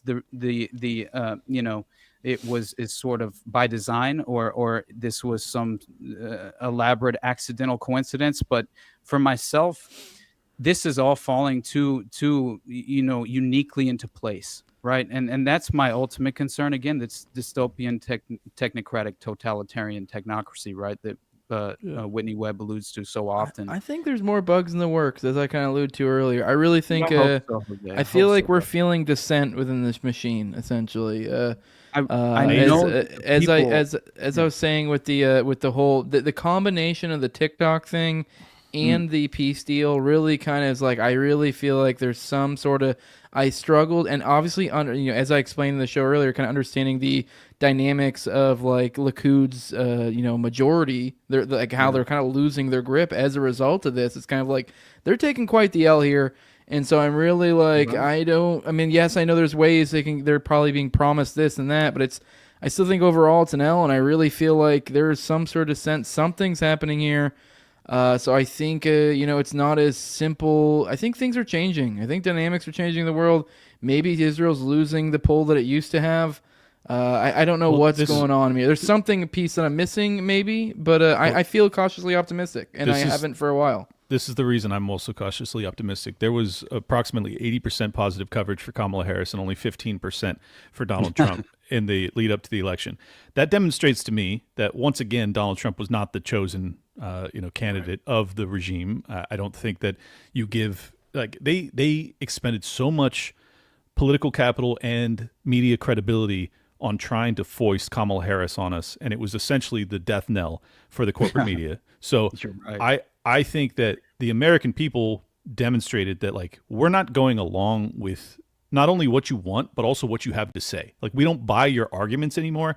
We don't see it that way. We don't agree with you. So I think that, along with the fact that Trump, if he in fact secures the border and deports 1 million people or whatever, I'm sure it will be, largely performative, but still, if he stops the United Nations program of essentially providing reparations to the third world by allowing them to immigrate to the first world, that is such a shot across the bow of the United Nations kind of globalist agenda that it gives me hope that perhaps this is being reversed. And let me explain why. From a position of being a powerful person, and I'm not saying me, I'm saying someone really powerful, really, really rich. Over the past 4 years, it has gotten so tumultuous and so dangerous that we now have Luigi Mangionis walking the street that will shoot you in the back. I know, and not I don't. Not me. Yeah, no, definitely not me. And I'm not, and I don't actually agree with his actions at all. But I'm just saying, trust me when I tell you, powerful motherfuckers saw that and they were like, we need to immediately change what we're doing. For sure, because. That is the first shot in a Marxist revolution. A Marxist revolution, I might add, which they fucking fomented themselves. 100%, man. So the sacred destiny. Absolutely. Yeah, I agree. And I don't mean to come off as if I'm attempting to offer a black pill. Again, that's never my intention. And I do believe that there is beautiful hope within, understanding who the common enemy truly is. But again, we can't sort of identify our enemy in because of the clandestine nature of this sort of agenda, right? And that's so the hard part. It's the most difficult part. Dude, we can't even look this is what I'm saying. We can't even fucking amongst ourselves. We can't Who brought that up? I didn't bring that up. We can't even decipher How dare you, voluntary planet. Toad is Clint's handler. Look, and I think most of these people are joking, but let's be honest. There is sincere concern amongst our community as to who is actually one of us and who's on our side. And then even if you don't think they're a Fed, you think they're fucking a retard. So it's it's just infighting nonstop. So basically what I'm saying is, if we can't even, police our own and kind of congeal and create some sort of unified movement, well, then how the fuck do you expect them to fight back against, controlled opposition, assuming Donald Trump is that, we're just miles away. It's hard not to get lost with it. You got to be careful to be cognizant of what actual grip you have on the information and to what degree you're certain of something, because let's be real. And to some degree, when it comes to the Fed thing, you should sort of just kind of operate like everyone is to some extent, because it's that's what I do. Really, you don't know, and it's just really, you shouldn't be giving out fucking illegal information about shit you're doing to random people anyway. So I don't know, it's just kind of a good, really, it's just a good OPSEC way of life, kind of. I don't fucking know. Let's go through some. I don't know. But anyways, I don't want to think that everyone that I interact with is a Fed. That sounds like why not? At least act like, just in case, I don't do anything illegal, so I don't have any reason to you're no be fun. nervous. Trump signed an executive order for Doge. I don't even know what that means, that he made a Doge, whatever a Doge is now. Yeah, he just created the department. Yeah, he created it. Cool. It was already there, I guess, sort of. He declared a national emergency from the border. What that will mean going forward, I don't know. It just frees up resources. Yeah. He signed a executive order to hold former government officials accountable for unlawful disclosure. I'm not a fan of this, but obviously I also get why they would do it, because it makes sense from a government perspective. Kind of can't be too mad about it when somebody gets busted for that sort of shit. but at the same time, I also want them to release that stuff. So it's a tough line to walk. You got rid of radical gender. Go ahead. I think the issue with that was that he's concerned about leaking to newspapers to paint narratives that were false. Yeah. So and they did that actively. Yeah. Like, well, the problem is it's hard to differentiate the two between that or someone who's I agree. Leaking information. Like, for example, there was, I don't know if you saw that story recently where the CIA analyst at I believe in Cambodia released some information about Israel having Israel's plans for an attack on Iran back when they were having those back and forths, and they released some information or something, and I guess it caused Israel not to move forward with the attack because they're their plans have been blown up. Yeah, you're talking about their planned strike on Iran. Yeah. Okay. It was this was a recent story. The kid, it was kind of it was a couple days ago. Yeah, a couple days ago. Mm-hmm. So that guy, it's that situation. He was a CIA intel agent that was of Iranian descent, I think. Which I kind of get in one hand, it's your job is literally to not give up info. You gave up info. So it's I get where they're coming from. But at the same time, it's I'm glad you gave up that info because it's you literally saved lives. So know, I agree with you. I think that's not what this is directed at. But, as you know, the state can use it in really bad ways too. Yeah, but at the same time, it is also the flip side is you do have the Millies of the world. All right, cool. We're back to two genders. That's cool. Who cares? That's what else we got? Anything out of WHO? That's fucking cool. I bet you're hyped about that, Clint. I was. I'll leave it at that because I want to keep your channel. But I was also happy to see us get out of the Paris Climate Accords, which I think is nonsense. So those two things combined were that. This is the other reason that I struggle to believe this controlled op narrative because that is fucking 100% what the globalists want. They want us to do whatever the WHO does. They want us to, basically crush our economy by going along with the Paris Climate Accords. He's doing the things that he promised, and they are in alignment with my worldview. So as long as he keeps doing that, I'm just going to continue to give him the benefit of the doubt. Yep. All right. He ended a catch and release policy. And he's still controlled by the Jays, obviously. So of course. I think it's really Baron Edmund de Rothschild and David Rockefeller, to be specific, and William Mellon Hitchcock as well is a part of it. Meyer Lansky and Tibor Rosenbaum, they're also involved. And that's all within the context of Resorts International, his first casino interest that basically, if you remember, you had Rothschild family interests bail him out when he went bankrupt back in the day, right? And they basically specifically said that Trump is far more valuable to us alive than dead. And that was in the context of financially, right?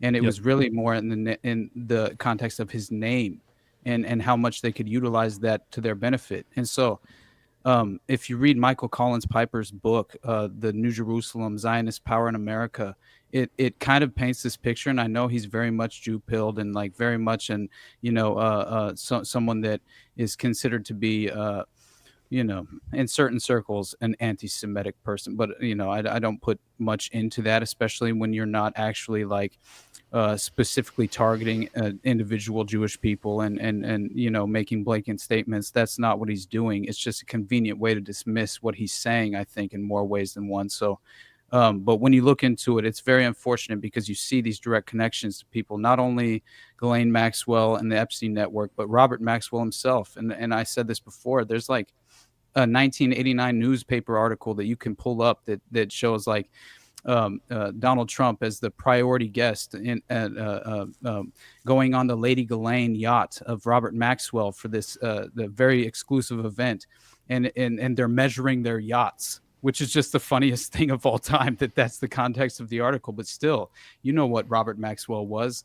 He's a double agent, if not a quadruple agent, if you read into his past, and let alone his how many identities he had in the formation of his life as well, which is very interesting. Just kind of tracing that back. But he was buried on sacred ground in Israel. The guy was clearly a Mossad agent. He was executed by Mossad agents on the Lady Ghislaine because he was trying to ostensibly what he was doing was he was really leveraging. He owed a shitload of money, right? He was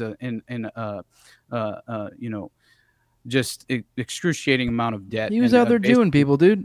Yeah, and he's over there trying to leverage Israel and the Mossad and say he's going to essentially kind of like go public with certain things if they don't kind of treat him properly in this moment of his struggle. And then Mossad agents showed up pumping and in like dumping, a dog. splinter cell boat, dude. and this motherfucker ends up naked and outside the Lady Ghislaine, drowned, Let me make one point though, because this is important. I've heard this shit about the Rothschilds and what they said about Trump in the 90s. It was the 90s, right? Yeah. Well, it was like it was definitely the 90s when that specifically was said, because it was allegedly that he was having financial issues or whatever. So let me explain, because as a former banker, banker, private banker, but still general premises still align here. As a Rothschild Jr. Definitely not. That's what a banker is. But there is a saying, I forget what it is, but it's like if your borrower, if you owe a bank $1 million, you're fucked. If you owe a bank $1 billion, they're fucked. And I think Trump was in the latter camp, where yes, sure, I don't know, I haven't verified this, but assuming he did get these loans from the Rothschilds, them saying he's more valuable to us alive than dead does not imply that he's their man. Like, because as a banker myself, I would have said like, yo, I don't want this, like his whole fucking value in the economy owes me money. is his name. I need him to stay alive so he can pay me back. Like you can read it just as benign as that, or you can read it as he's a puppet of the Rothschilds and he has been that, and then the Rothschilds own the presidency and blah blah blah. Like, so I don't know. I agree with you, man. I think there's multiple ways to interpret this, and again, there's a more hopeful way to interpret it. Let's move through some more of these executive orders so we can get through with them. We got the catch and release is over. We got restoring remain in Mexico policy. I don't even know what the fuck that. Oh no, that's the was it after remain in what is the remain in Mexico policy? Who knows? Who cares? No, this is actually really he important. knows. He cares. Yeah, this is where the vast majority of immigrants over the past 4 years have not been Mexican. Yeah. So people need to understand that historically that was the norm. They're all Mexican to me. They would be majority Mexican up through the 2000s. That was the norm. Over the past 4 years, that has not been the case. It has actually been a minority. I think it was 30 or 40%. The rest are Guatemalan and fucking African and European and Syrian, and they all fly into Ecuador. Puerto Rican. They fly into Ecuador because Ecuador permits this, and then they go through the Darien Gap. They come up through Mexico. The stay in Mexico policy or remain in Mexico policy is that they must remain there, especially if they're seeking asylum. Basically, we're saying to Shine Bomb, which is a very interesting name for a Mexican president, that you have to keep these fucking immigrants in your country. They must remain in Mexico. That's the policy. Yeah, Shine Bomb. It's they changed it. Classically Hispanic last name. Exactly. Yeah. All right, we got Trump repeals the rule allowing transgender troops to serve in the military. I guess this is one of those ones I'm like torn on, because it's like I don't even think we even need a fucking military. It's kind of fucking pointless. I mean, I could probably talk a lot of you guys into it. So it's like all they're doing is killing people. So why do I give a shit if they got a bunch of fucking troons running around there fucking wasting taxpayer dollars? But so far as like actually having an efficient military force, yeah, they're like the fucking worst. Those motherfuckers can't deploy for shit. Basically trying to fucking dick with your genitals makes it so you can't go places, which is like the whole fucking purpose of you being a military member is like to deploy, to go do your job overseas. Generally speaking, there's different jobs in the military, obviously, but generally speaking, typically the goal is to get trained up in your job and go do that job over in your theater overseas, essentially. You can't do that when you're a fucking troon for pretty much goddamn the most of the time you're there, because there's always some sort of non-deployable condition that you are in, medically speaking, because of your retarded decisions, generally speaking, at least medically speaking. It's not very smart to do this to yourself. It's not advisable. All right, let's any other thoughts on troons here, guys, in the military? Not a fan. All right, let's executive order revoking the security clearance of 51 former intelligence officials. Now, this is the kind of stuff I like. This is where we're getting a little petty. This is what I'm here for. I want more of this. Name names, specific people, fuck them. We have their names. They signed a fucking letter, dude. That's what I mean. Like that's what I mean. Like name names, like drop names. Like this guy, that guy, fuck him, fuck him, fuck him. Yeah. So well, look, they stripped the 51, and but here's the reality. All it does is it makes it so that they probably can't get a job on K Street, because that's how you get these jobs, is you have security clearance, you get inside information, therefore the corporations pay you $1 million to sit on the board and fucking tell them what's actually happening in DC. Now these guys can't do that. So yeah, I guess that's a step in the right direction, but here's the reality. These guys clearly interfered with the election. Clearly. And that was their intention. Yeah. Absolutely. People need to understand, because people forget this timeline. Chronologically, this is what happens. This letter, which is an absolute lie, the FBI is sitting on Hunter Biden's laptop. They know it's legitimate. 100% they know it's legitimate. For a full fucking year they have this laptop prior to this letter coming out from these active and former intel agents that signed this letter saying that, no, it has all of the hallmarks of Russian disinformation. They lie through their fucking teeth. Here's why they do it, though. Less than 24 hours later is the debate between Joe Biden and Donald Trump, where Donald Trump brings up Hunter Biden's laptop, and Joe Biden, under the pretense of this letter having any sort of legitimacy whatsoever, gets to say, that's a lie. That didn't happen. Here's this letter that came out. 51 intelligence agents say that it's bullshit. This is Russian disinformation. They set this up from the very top. This was fucking, I don't know if it was Blinken, or no, I think it was Jake Sullivan that was responsible for orchestrating this. There's documentation to prove this. This was fucking election interference, criminal election interference. They ought to all be prosecuted. Fucking old lizard fucking Facebook dude for this ahead of time. Like, Zuck. I don't know why I couldn't think of his name. Like, fucking, literally, like, legit, like, ahead of time. Like, yo, be on the lookout. Shit's gonna be flying off, popping off the handle. Like, that's to that degree. And we know that because Zuckerberg said it on Joe Rogan. Yeah, exactly. Yeah. Like, it's not hidden. All right, what else we got, Jules? What do we got? What? I think we're getting close to the end here. Oh, hell yeah. This is the great grand finale, I think. I think this is the last one, or it's the second to last one. Trump signed an executive order calling for the renaming of the Gulf of Mexico to the Gulf of America, which is glorious. America. Fuck yeah. This is like the kind of shit that, like, normally I'd be like, this is so stupid, but you know what? This is fucking cool. I'm here for this. I want more of this. This is the vibe. This is what I was talking about earlier when we watch him, dancing with a sword, and we're like, this is the spirit of Pepe. That's what this is. Like, we're taking over. This is like, I want like executive orders being like, it's no longer Canada, it's America's hat. We're not referring to Canada and government anymore. It's America's hat. I'm sorry, no. We were going to respond to you in Congress as America's hat. You will not Mexico get is now dignified. Browntown. Yeah. Deal with it. Deal with it, you fucking jerk These are the rules. We will censor you in the halls of Congress if you try to use the. You better remain in Browntown. That's all I got to say. You are in contempt of court. I think it's fucking dumb, but it makes you happy, so it makes me happy. I don't. Yeah, no, that's what it's dumb. It's on its face dumb. I don't know how anyone could argue it not being dumb, but it's fun. Yeah, it makes you happy. It makes me happy. So I'm on board. All right, now this is the last one. Trump signed executive order suspending U.S. foreign assistance for 90 days pending reviews, including to UNRWA. What the fuck that is? So U.S. foreign assistance, he paused funding them in the first time, and Biden resumed the funding. UNRWA is a history of aiding, abetting, and participating in terrorism. I feel like we've talked about UNRWA a few times, maybe. It seems familiar, but I don't know much. It's not ringing a bell. I don't know if anything. That's it, though. Yeah, cool. I mean, pretty tepid. I mean, really just a bunch of you're missing something that you ought to know about if you don't. I probably do. I forgot about it. The 90-day pause on all foreign aid. We talked about that, yeah. Except for Ukraine, Israel, and some other Middle Eastern shit. Oh, I heard it was just Israel. It's Ukraine too. Israel? Ukraine as well. I think Ukraine.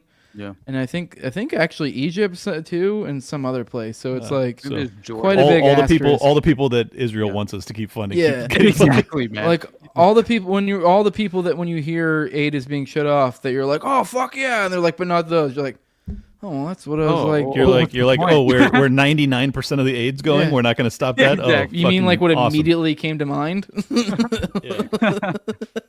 Crazy. Yeah, that's the condition of things. Austin, you had one more. I don't know what specific the topic was, the one you had. So I don't know if you want to cover that, or if you want to save that for a morning dump later, or. Man, I have, of course, like I don't know what that was I had ready to go. We basically didn't get to, but essentially it's really just one. Or is it going to be too much exposition for it? You can just let me know. Man, honestly, I think mainly we could cover one thing, which I Yeah. think is interesting, which is the 4chan whistleblower, which of course, like, kind of like is a corroborating account of this hilarious egg-shaped narrative UAP. Oh, we're back to the UAP. Have you seen this? Oh, absolutely. you saw this, like, right, Clint? Yeah. It's fucking ridiculous. That incredibly It's so compelling funny. footage. Yeah. With no rotor wash. Like, Exactly. what the fuck was that, dude? Dude, It's a fucking CIA intern with a doober in his fucking mouth and a stick and a fucking egg on a string and duct tape. Yeah, yeah, exactly. Like, it was one of the, people give Austin Forbes a lot of shit because of the MH370 footage, but like that footage is 1 trillion times more compelling than whatever the fuck that was. Yeah. Right. It's like, what? This could be anything. Sorry, not Austin. Yeah, whatever. All right, Austin, you want to bring up the tab, or Jules, or whoever's got it dialed up? Let's get into it. It's nothing like very compelling. It's just something that. Well, then why are we talking about it? We can just get out of here if it's not compelling. It corroborates a narrative, man. Oh, okay. That's all that Yeah. of course, like, struck me instantly, which is this narrative here. President Trump has UFO UAP disclosure executive orders ready to sign. Dr. Stephen Greer just met with Trump officials in D.C. I've seen drafts. They're real. UFO crash retrievals, anti-gravity telepathy, reverse engineered tech. Trump could reveal everything. Maybe, where are we getting this whistleblower, though? Is that what it's above, though? Is that what this is? Basically, this right here was the alleged 4chan whistleblower, right? And still, it's interesting because, again, it's corroborating this strange narrative that's taking form around that bug-eyed methamphetamine MK Ultra CIA operative that was clearly trying to see the narrative. This guy. I remember seeing this actually earlier. This is the guy leading into the Nephilim shit. So this would be great to have Top on for, because this is very interesting. He's leaning into, like, this is ancient alien, Sumerian, whatever the fuck. But still, that's not like. I mean, what I felt was compelling was really just the egg-shaped aspect to it, because it's a corroborating aspect to the what I believe is a false narrative. But again, it could, it's just false disclosure. There's a link to the 4chan post if you want to bring it up. You don't know who has this up. Yeah, Jules, I mean, it's pretty interesting because they actually do have. I pulled up the whole 4chan post earlier, and it's just basically he covered all the highlights when he took the pictures, right? But yeah, essentially what he's saying is that there's a new 4chan whistleblower, right, who claims to have been a part of the recovery of another egg-shaped UAP from the Queen Elizabeth mountain range in Antarctica, which again falls in the framework of, what is happening in Antarctica, right? With the just as far as, like, again, you can take that all the way back to World War II, right? As far as just why were Operation High Jump, baby? 100%, buddy.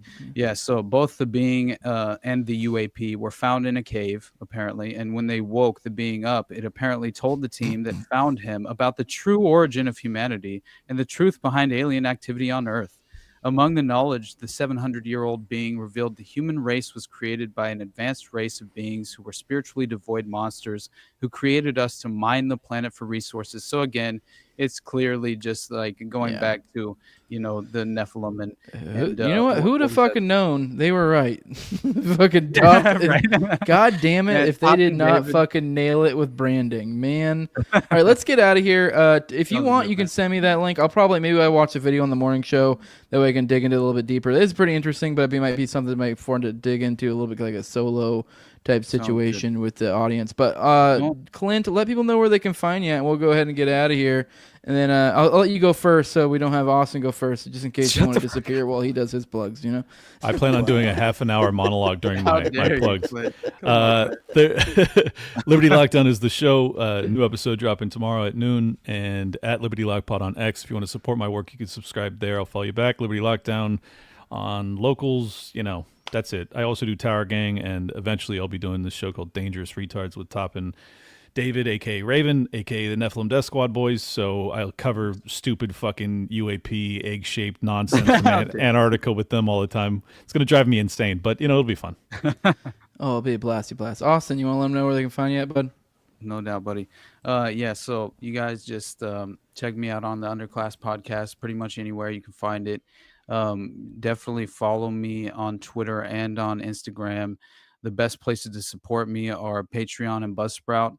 And I promise I won't go on a tangent or anything, but I do want to end with one statement, and that is basically that throughout, it's almost thematic, in ways only due to the fact that when I did the DARPA episode, right, it kind of like it forced me to really attempt to in some sort of thought experiment conceptually outline the agenda that was in play.